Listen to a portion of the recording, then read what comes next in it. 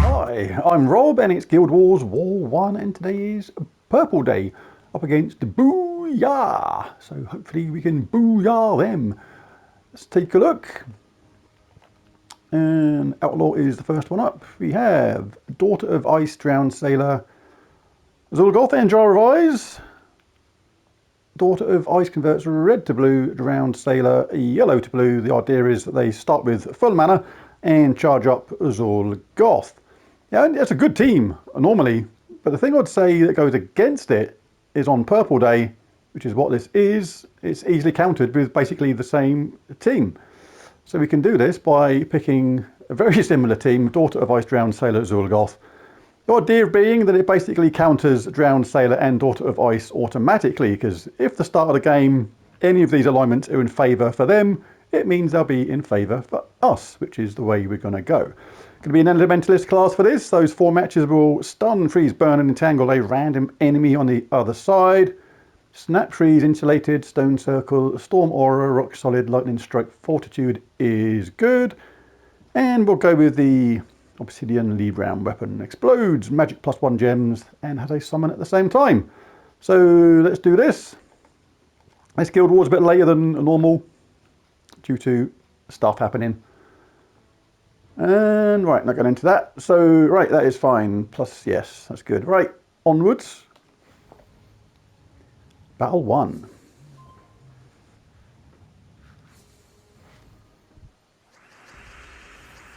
Right, so, right, I'll try and concentrate on my head is not the greatest right now. For reasons I'm not going into. Red to blue, let's see if I can actually concentrate. I should not be doing this today, or not today, now.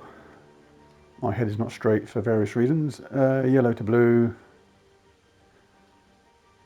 Right, looking for 4 matches. Nothing doing. On the yellow to blue, well, a little 3 match there. And red to blue. Yeah, not loads. If they cast the red to blue, that's not going to do much at all. Yellow to blue does something. Just got to try and calculate what else that would bring down after that. We'll get this one, then that should match this one at the same time, because that one won't move from there. So we're going to get this at least twice. The danger of casting this first is, if we do this first, God, I'm already pressing the wrong buttons. If we do yellow to blue first, there'll be a lot more for them to convert back. Right, I think I'm not going to chance it. I'm going to take some normal colours first, I think, and let them cast. It's a little bit risky, Alex. Too risky, Alex, too risky. So if I take this yellow here. These teams like this, I'm taking my time over this first move because it can be literally the first move which decides the outcome of the game. And as I've already said, my head is not straight today in the slightest. So, oh, sod it, I don't care. I don't not care, but you know, stuff. Yellow to blue I want, yes. So that is the advantage of doing that. They've converted them first, so now we'll do that. Get Zul up, we'll take care of their Zul. Let's make sure there's no 4 matches first. That are obvious. Right, let's get rid of him. Got a few wallops in there. Red to blue is not a thing right now. There's not many there, but we can take this purple first, see if that gives us any further alignment. We'll take that big mana surge blue, I think. Because red to blue is still not a thing.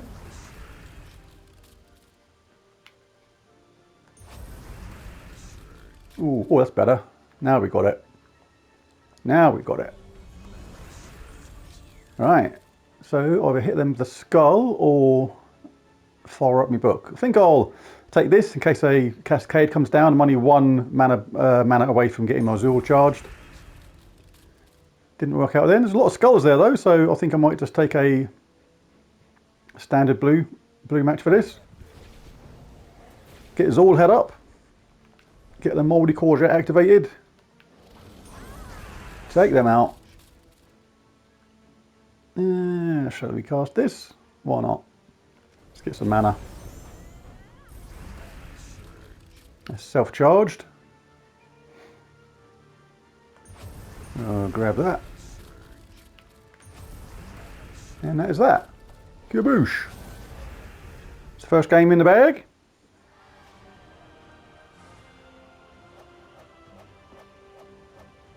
And that was 3,000, go back, 3,245 Guild Wars points. Battle 2 is against Lady Ella. And we have Uvashkar, Herald of Damnation, Doomed Scythe, and Eldritch Minion. Alright, this is all about skulls, dealing damage to all enemies with this, then converting a yellow to Doom Skulls for lots of damage. Elementalist class. Eldritch Minion converts brown to purple, starts with full mana. Uvashkar converts all purple to Doom Skulls. So this is a pretty dangerous team. As well as that, this thing is impervious. So we can't entangle it from the start, which is how I'd normally go. I'd normally pick something like this one. Archer class. So you can start with the Root Trap, which entangles that first enemy. And this weapon here explodes green gems, but it also has tangling as part of the upgrade, which is to entangle that first troop. But that's not going to work because it's impervious. So how do we solve this riddle? They're very dangerous. Obviously, there's a chance that they could get that conversion at the start, which makes it difficult. But the main thing here is to stop the damage. Right, so I'm going to still use this team, but I'm going to play around with it a bit. A lot of Guild Wars is about countering the opponent, and this is a typical example. You can go in there with your strong team and see what happens, but this is how people come unstuck sometimes. I could still well come unstuck, but hey, you can give yourself a better chance. So what I'm going to do, I'm going to change to Geomancer class. And the reason is I get 50% reduction from skulls and a 50% mana start anyway. Let's make sure that I've got the things that I want. Rock Solid, yes. Tree of Knowledge, yes. Fortitude. Yep, Anti-Magic Sphere, all good. Impact, well, we'll have that though. Inflict stun when enemies deal skull damage, but it's not going to work because they're impervious, so we may as well have that. Right, so that's good, but I am a little bit worried about this impervious troop at the top.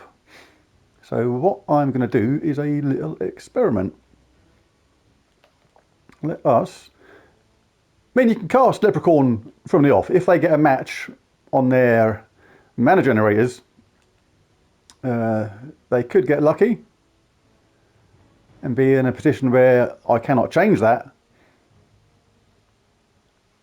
But the trouble is, I'm more concerned about the imperviousness of that top troop, not being able to stop it, not being able to entangle it, which is a real issue. So what I'm going to do is get past all these with us and find, where are you?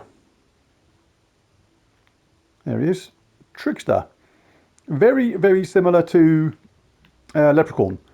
Starts battles with 75% mana, so only needs one lot of yellow or purple to get charged, then explodes, 22 in my case green gems, but switches the first and last enemies. So I'm going to swap Trickster for, or Leprechaun for Trickster, change the order like that, put that to there, that to there.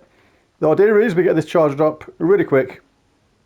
Basically swap those troops around. Their impervious troop will be at the bottom. Cast this and then entangle the top troop and then take it from there. We have multiple ways of entangling in this after that. The Order Father entangles a random enemy when matching purple. Also transforms red to purple and yellow to skulls and has a summon at the same time. Arachnian Weaver also has a very good chance of a summon, but we have to kill someone to get that.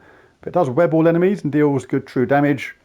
Arboreal Crystal explodes green gems, grants a random status effect, and has a summon as well. So yeah, we should hopefully be okay with this. Let's give it a go. It's all about the start. If the enemy gets a really good start, then we could be in trouble. But hey, let's check our medals because I didn't do that. As I said, my mind is all over the show right now.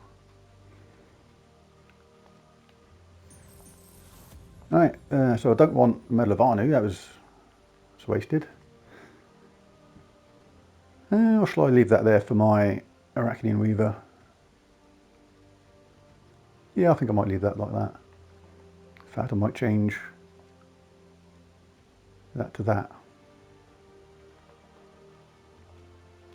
In fact, I'll have two of them, I think. All right, back in.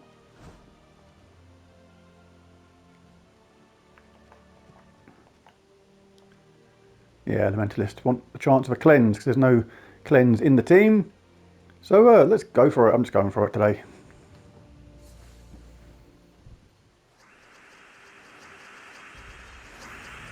All right, so we have a 4-match on the other side. We have a blue match here. This is where you'd wish you'd gone Elementalist class. But you pick your class and you take your choice, and both colours I don't really care about, which is annoying, but hey ho, it's what happens. Right, blue to purple. What we got going on here then? Blue to purple, nothing there. A match there, which drops down and gives them nothing else. And nothing on that side. So blue to purple is okay. How about brown to purple? Brown to purple is there. That will drop that down. That will give them a green match at the same time. Right. So I can take this one here, this green one here. Or that one there. I'll take green. Double green. Get my Arachnian Weaver going. Wigging it a bit. I'm not trying to work out how that cascade's going to work after that. But hey, let's give it a pop.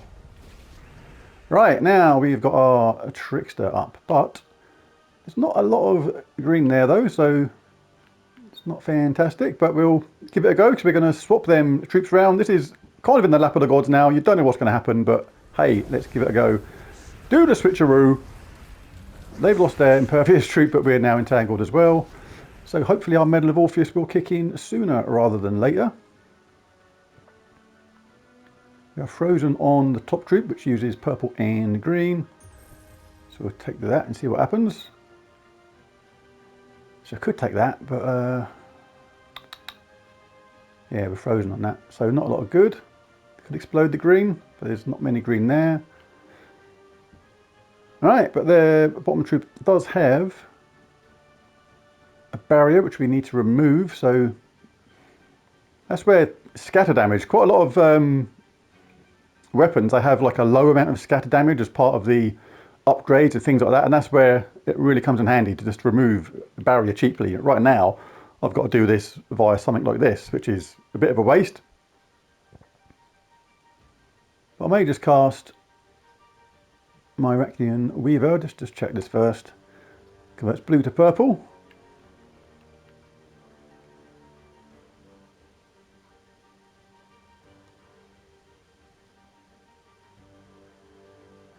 Creates quite a lot of blue to purple. So I don't really want that to happen, and I wing it and cast my Arboreal Crystal, mess the board up a bit. Why not? Why not? Why not, he says, completely obliterating the Trickster at the top. Alright, Arachnian Weaver, you need to start doing some Arachnian Weavery stuff. Alright, I need to get that charged up again, need to get my weapon charged up.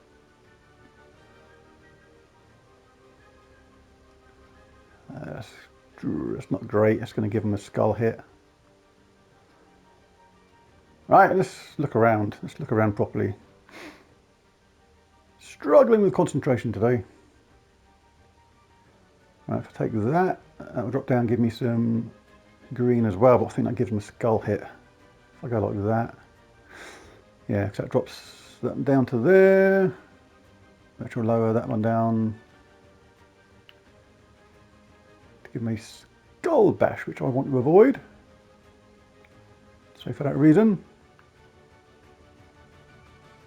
I think I'll take it from up here.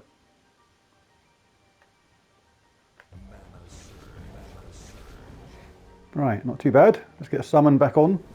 Get some mana going at the same time. That's a nice green match there for our troops. Oh, I think that was just frozen. See, I'm not on it today in the slightest. Right, let's do that. They've got barrier again. Not frozen on brown, so we can safely take that. Let's cast this again to get their troops at the bottom nearly gone. Converts purple to Doom Skulls. No longer frozen. Yes, we are, but not on those colours.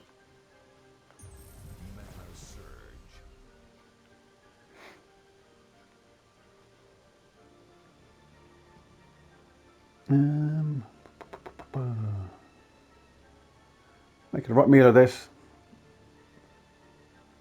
But it is what it is.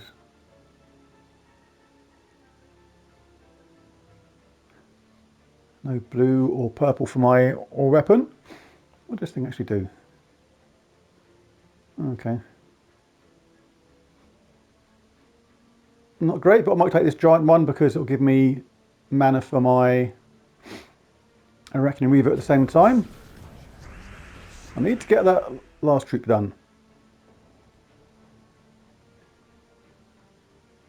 Alright, let's get Weaver up. Not too concerned about losing that top troop because I can summon someone else back in. Should get a web spinner now. Web spinner does a load of damage if you can get a skull hit. Should maybe think about getting my Order Father up, but nah, let's cast this. Right, that worked out okay. What do we do here? Red to purple, yellow to skulls. There's one good wackaroony there.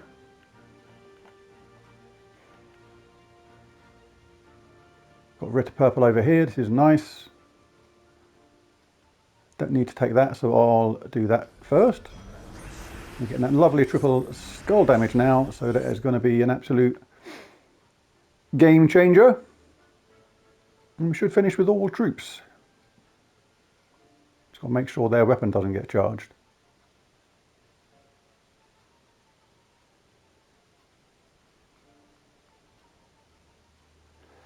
Might take it this way so I'll get purple and a skull hit at the same time. I know they're going to get skull hit somewhere else obviously, but didn't want them to get purple in particular. Don't finish them off.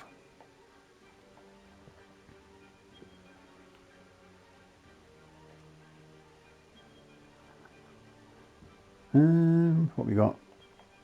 Red to purple, yellow to skulls. Well, we'll go for that anyway. See if we get any fortunate drops.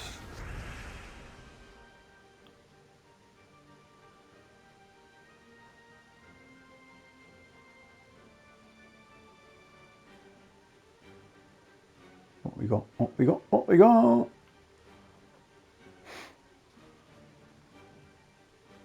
Let's just check this. Yellow to Doom Skulls. So if you don't change the board now, there's not a lot of yellow there.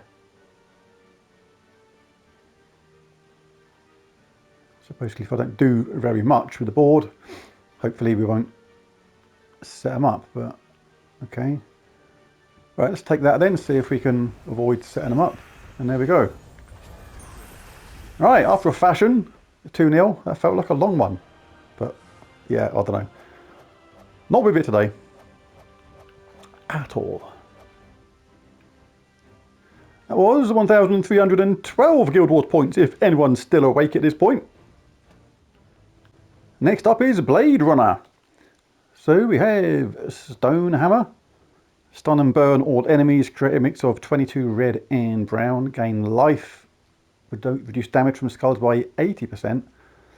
Leprechaun gives them a fast start, explodes green as we know. A Fist of Heaven explodes yellow. There's a states effect to divines and has a summon. And they're relying on a Phoenix to do the damage here. So, alright, let's switch teams again. Let's go for this team again.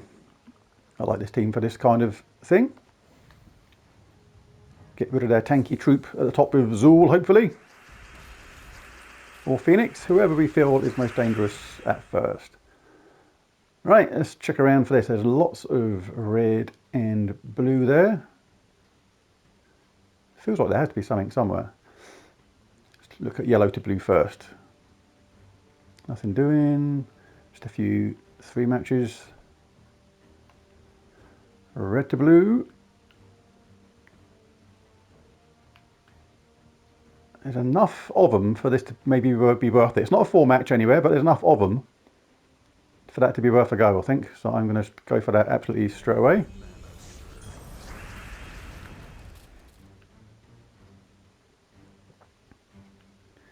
Do we have yellow to blue anywhere? Yes, we do. We'll do that anyway. So, right, there we go. Zul's up. Who's the most annoying? It's got to be this one. Let's get rid of that thing. Sorry, Phoenix. You're out of here. I'm not sorry. I'm not sorry at all. Right, so we'll grab that anyway. That's a little cheeky 4 match. Right, could do with getting me weapon up. Got to get your weapon up. Life's not so much fun if you don't get your weapon up now and again. So let's do that. We are entangled on the top troop of them, so they can have those skull hits all day long. We don't care. You waste your turns. There you go. Another nothing skull bash. Let's see if we can get this purple up next. Yeah, they're going to have their Fist of Heaven ready after this because they'll cast their Leprechaun almost without a doubt. But there's too much green there. We can't really stop the green, and we don't use green in this team. So let's concentrate on what we do first. Oh, they didn't cast their Leprechaun. Let's go for it. Complete board wipe. That was nice. Zul not quite ready, but it will be next time. Top troop is enchanted, so we don't need that brown. We've already got a barrier, so we'll get Zuli boy up. Right, I've done that. That's, oh, what an annoying troop to come back.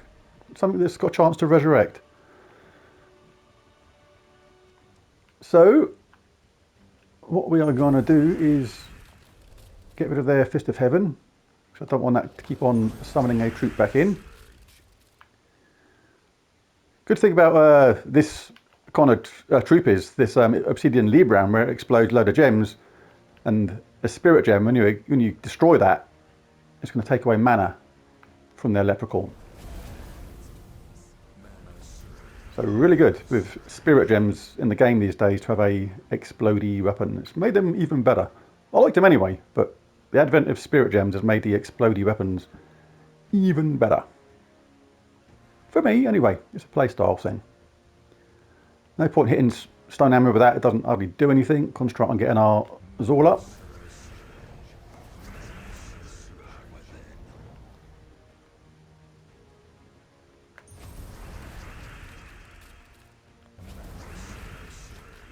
Let's get rid of that troop at the bottom. Then we can pick on a Stone Hammer.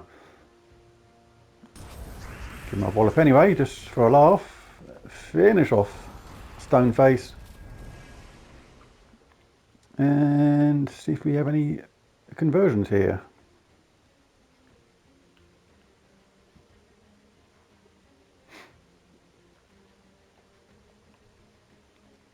We have red to blue.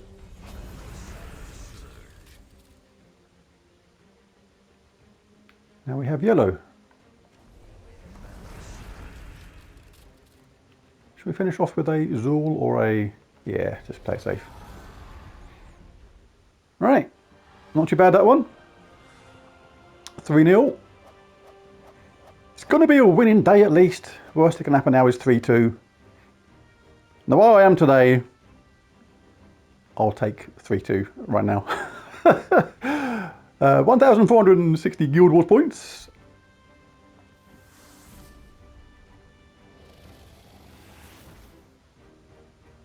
Profit. Ooh, this looks oddly intimidating and all that. Red garb. Malkin Dessa converts yellow to green. Starts with full mana. Oh, this is going to be one of them things, isn't it, where Secret Darkwood gets excited. No, it's not. I thought it was going to be a Secret Darkwood repeat elf team, but it's not. Life and Death, stealing life as it does. Arachnian Weaver doing damage as it does. So, is this going to be stealthy? Is there stealthy in Spirit Walker? I can't remember. No, there's not. Okay. Arachnian Weaver's stealthy anyway. But, yeah, any sort of freeze that gets going on this is going to slow down either of these. So, yeah, I'm just going to go for it. It's probably a better way to go about this enemy here, but it's one of those days where, you know, sometimes it's like stuff's happened and it's just killed your concentration or real desire to do something. Well, that's me today, basically, in a nutshell. I'm not going to go into why, but all in all, I don't mean in general for the game. I mean, the game enthusiasm is there, but yeah, there's just stuff happening in normal life today. Nothing major that requires my concentration to be elsewhere, I think. So my mind is partly elsewhere. Let's do this.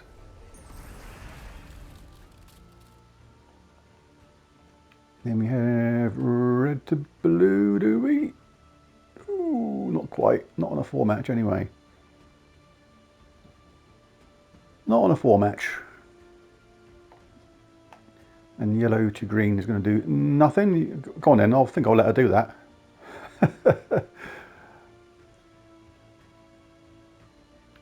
But I'll get me weapon ready.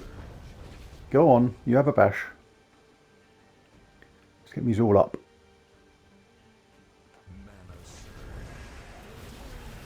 That's fine. You go for it. Let's get rid of that life and death.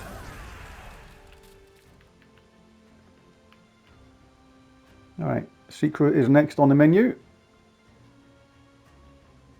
She's frozen, so no repeat tomfoolery for her going on. Red to blue is at the bottom, thank you very much. Could explode this lot? Let's explode the world, why not? Let's go for it. So I'm not quite ready, but we'll be after this one. Let's have a quick check. It's better to leave the skulls for Zool. He has a better chance of getting a match, but hey, I'm going to do that this time because it just looked right for whatever reason. Let's finish her off and then Zool can... What happened? What did I do then? I've done something. Did I do something daft then? Right, well, Arachnian Weaver's about to cast, but it's not going to make any difference. Let's get rid of her and then cast Zool. Done. Right. 4-0.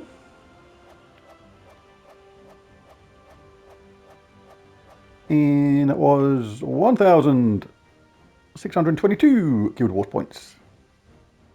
Last fight against the Paragon is against Mon 1972. Let's see what it is. Ooh, this is dangerous. Leonis Tower and Enraged Kurundara are invulnerable, so Zool can't even kill these. So I'm going to take Zool out of this team. I'm going to have to change the team for this one. Immune to all status effects, Devour, Mana Drain, Transform, Lycanthropy, and Lethal Damage. Trick and Treat inflicts all the negative state effects on an enemy and gives itself all the positive ones, and it's no doubt going to be stealthy. Indeed, we can't target that, and we can't target Arachnian Weaver either, because that thing is also impervious and stealthy. So yeah, pretty good team this. The way to attack this could be with a damage to all team. That would work. If you're stealthy, it doesn't matter, you get hit anyway. But I'm not going to go with this one. I might go with a cheesy team, where if we get going with our Secret Darkwood, then you can loop non-stop. So we're not going to be able to target these two, but we can certainly take out their Leonis Tower with repeated damage. And the trouble is, they've got a 35% chance to summon a giant spider when I take damage. So as soon as you hit it once with Secret, they're basically going to get a spider back a lot of the time. But we can curse them. This is why Matron Valeni is here.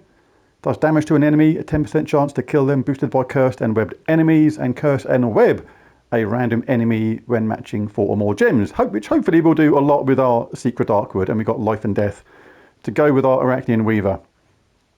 For the damage, let's just check the banner is correct on this. That looks about right. Yeah, let's go.